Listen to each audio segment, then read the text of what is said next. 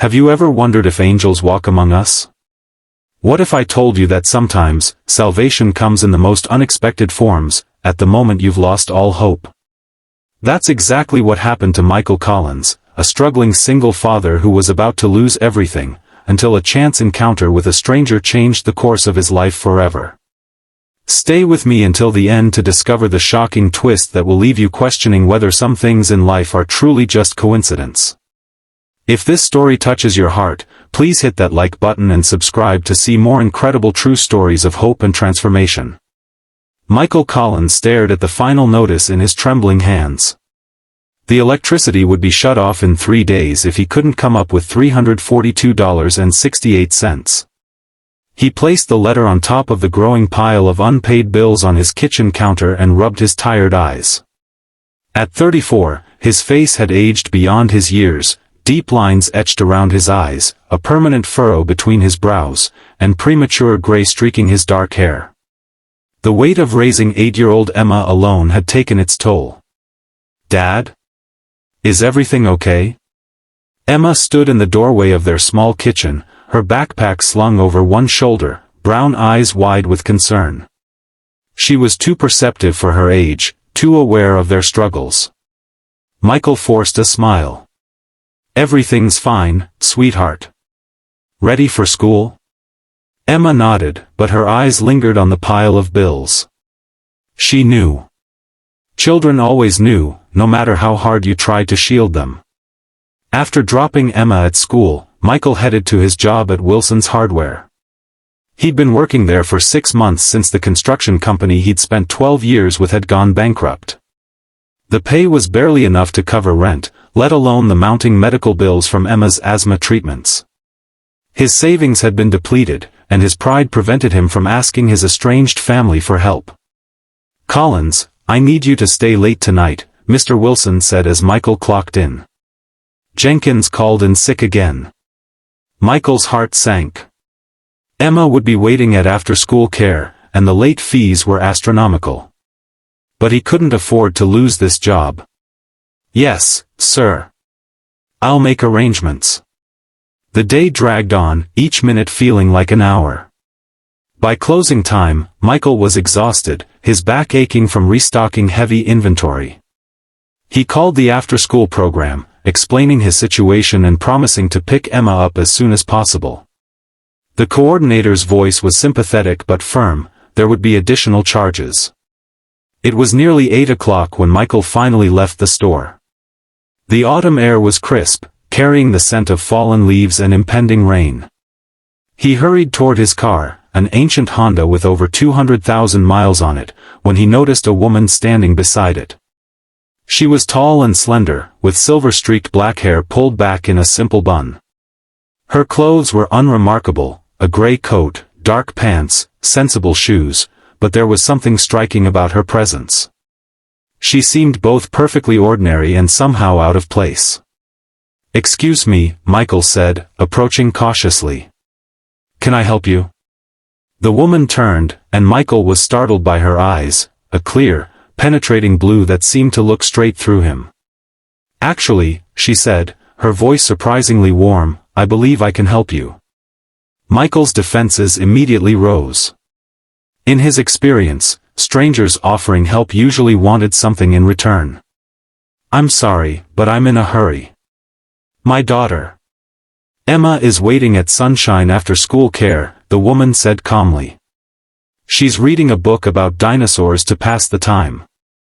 Michael froze. "How do you know my daughter's name?" The woman smiled, the expression transforming her serious face. "My name is Eleanor Winters. I was a friend of your wife's." The mention of Sarah sent a familiar pang through Michael's chest. 5 years had passed since the car accident that took her life, but the pain remained, a constant companion. "Sarah never mentioned an Eleanor," he said, suspicion edging his voice. "We knew each other long ago, before she met you," Eleanor replied. "May I have a moment of your time? It's important." Against his better judgment, Michael agreed. 5 minutes. That's all I can spare." Eleanor nodded. I understand you're facing some difficulties. Financial troubles, medical bills for Emma's asthma, the threat of eviction. Michael stiffened. How could you possibly know all that? I make it my business to know when someone needs help, Eleanor said simply. She reached into her coat pocket and withdrew an envelope. This is for you. Michael didn't take it. I don't accept charity. It's not charity, Eleanor said firmly. It's an investment. In you and Emma. An investment? What does that mean? Eleanor's blue eyes softened. Sarah always said you were stubborn. She also said you were the most hard-working, devoted man she'd ever known. She pressed the envelope into his hand. Inside is enough to cover your immediate expenses. Consider it a loan if that makes it easier to accept. All I ask in return is that you use it wisely and, when you're back on your feet, help someone else in need. Before Michael could respond, Eleanor turned and walked away, her figure quickly disappearing into the gathering darkness. He called after her, but she didn't look back. With trembling hands, Michael opened the envelope. Inside was $5,000 in cash and a business card with only a phone number. No name, no company, nothing else. His first instinct was to run after Eleanor, to return the money and refuse her strange offer. But the thought of Emma waiting at the after-school program, of the electricity being shut off, of the eviction notice that would surely come next month, it all stopped him. He slipped the envelope into his jacket pocket and hurried to his car. That night, after tucking Emma into bed with apologies for being late, Michael sat at his kitchen table and stared at the money. It felt wrong to accept it, yet impossible to refuse. Who was Eleanor Winters really? How had she known Sarah? And why would she give such a large sum to a stranger? Despite his misgivings, Michael used the money to pay his most pressing bills. The electricity stayed on. The rent was paid. Emma's prescription was refilled. For the first time in months, he could breathe without the crushing weight of immediate financial ruin. 2 weeks passed with no sign of Eleanor. Michael had tried the number on the business card several times, but it always went to voicemail, a generic greeting with no name. He left messages, asking to meet, to properly thank her, to understand why she had helped him. There was never any response. Then, on a rainy Tuesday afternoon, Michael received a call from an unfamiliar number while at work. "Is this Michael Collins?" a man's voice asked. "Yes, who's calling?" "My name is Thomas Blackwood. I'm an attorney with Blackwood and Associates. I'm calling regarding Eleanor Winters." Michael's heart raced. "Is she okay?" There was a pause on the line. "Mr. Collins, Ms. Winters passed away 3 days ago. Heart failure. She left specific instructions for me to contact you."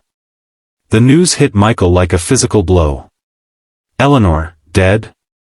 He had so many questions, so much he wanted to tell her. I don't understand. I barely knew her. Nevertheless, she named you in her will. She was quite insistent that you attend the reading tomorrow at my office.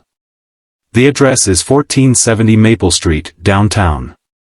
3 o'clock. Michael agreed, his mind reeling. He arranged to leave work early the next day and asked a neighbor to pick up Emma from school. The law office was housed in a stately brick building that spoke of old money and discretion. Michael felt out of place in his worn jeans and work boots as he was led into a conference room where several well-dressed people were already seated. They looked at him with curious, sometimes disapproving glances. Thomas Blackwood, a silver-haired man with wire-rimmed glasses, nodded to Michael. "Thank you for coming, Mr. Collins. Please, have a seat." The reading of the will was formal and mostly concerned with matters that had nothing to do with Michael. He sat uncomfortably, wondering why he was there at all. Then, Blackwood cleared his throat and looked directly at him. To Michael Collins, whom I have only recently had the pleasure of meeting, I leave my property at 247 Lakeview Drive, including the house and all its contents, as well as the sum of $2 million. A collective gasp filled the room, followed by murmurs of shock and outrage. Michael himself couldn't speak, certain he had misheard. "This is absurd," a woman across the table said sharply. "Aunt Eleanor didn't even know this man. He's clearly taken advantage of her declining mental state." Blackwood raised a hand. "Ms. Winters was of sound mind when she made these arrangements, Ms. Preston. In fact, she updated her will just 2 weeks ago, with 2 physicians present to verify her competence." He turned to Michael. "There is a letter for you as well, Mr. Collins. She asked that you read it privately." The rest of the meeting passed in a blur. Michael left with a sealed envelope, a set of keys, and paperwork he barely understood. He sat in his car for a long time, trying to make sense of what had happened. Finally, with shaking hands, he opened Eleanor's letter. "Dear Michael," it began in elegant handwriting. "If you're reading this, I have passed on. Please don't mourn me, I've lived a full life and am ready for whatever comes next. You must have many questions. Why would a stranger leave such a bequest? The answer is simple: you are not a stranger to me. Sarah was more than my friend. She was my niece, though she never knew it. I gave up my own daughter for adoption many years ago, when I was young and alone and unable to provide for her. That daughter grew up to become Sarah's mother. I found Sarah when she was in college, but I never revealed my identity. I watched from a distance as she built her life, fell in love with you, and started a family. When she died, I wanted to help you and Emma, but I knew you were too proud to accept assistance from family, let alone a great-aunt you'd never met. So I waited and watched over you both from afar. When I received my own diagnosis 6 months ago, I knew it was time to act. The house at Lakeview Drive was my home for 30 years. It's a good place to raise a child. The money will ensure Emma's education and your security. My only request is that you live well and love deeply. And perhaps, sometimes, tell Emma about the great-great-aunt she never knew. With all my love, Eleanor." Tears streamed down Michael's face as he finished the letter. All this time, Eleanor had been family. Sarah's great-aunt. Emma's great-great-aunt.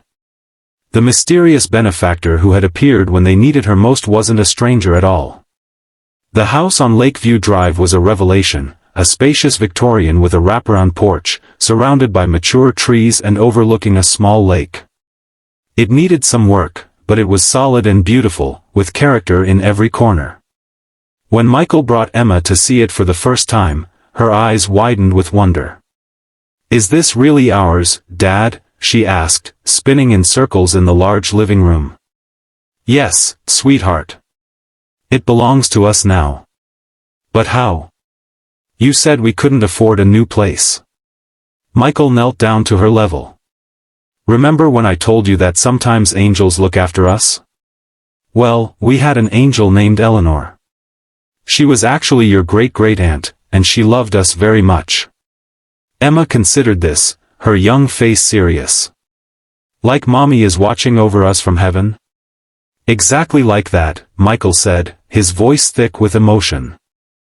In the months that followed, Michael and Emma settled into their new home and new life. He quit his job at the hardware store and used part of Eleanor's bequest to start his own construction company, something he'd always dreamed of but never thought possible. He named it Winters Construction, in Eleanor's honor. The business thrived, specializing in renovating old homes like Eleanor's. Michael hired workers who, like him, had fallen on hard times and needed a second chance.